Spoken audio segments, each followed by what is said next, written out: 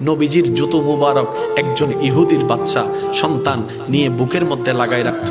একটা দিন যখন নবীজির রহমাতুল লিল আলামিন খবর পেয়েছেন ও ছেলেটা অসুস্থ, নবীজি সব কিছুকে ফেলে ওই ছেলেকে দেখার জন্য চলে গিয়েছেন। সুবহানাল্লাহ। যাওয়ার পরে নবী বুঝতে পারলেন তার আর দুনিয়ার ভিসা বেশিক্ষণ নাই। রবের কাছে দোয়া করলেন, ও আল্লাহ, আমাকে মোহাব্বত করে আমার জুতা নিয়েছে, আমাকে মোহাব্বত করে আমার জুতা বুকে নিয়েছে।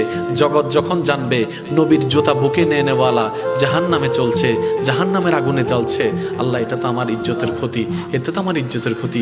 তুমি না বলেছো ওয়ারাফানা লাকা যিকরাক, তুমিই তো বলেছো ওয়ালা সাওফা ইউতিকা রাব্বুকা ফাতারদা, তুমি তো আমাকে বলেছো ওয়ামা আরসালনাকা ইল্লা রাহমাতাল লিল আলামিন। নবীজি যখন রবের কাছে ফরিয়াদ করলেন, রব দোয়া কবুল করলেন। আল্লাহ তাআলা রাসূলকে নির্দেশ দিলেন, আপনি ওকে কালিমা পড়তে পড়েন। সে কালিমা পড়তে দেরি, ইন্তেকাল হতে দেরি হবে না, ইন্তেকাল হতে দেরি, জান্নাত দিতে দেরি হবে না। সুবহানাল্লাহ।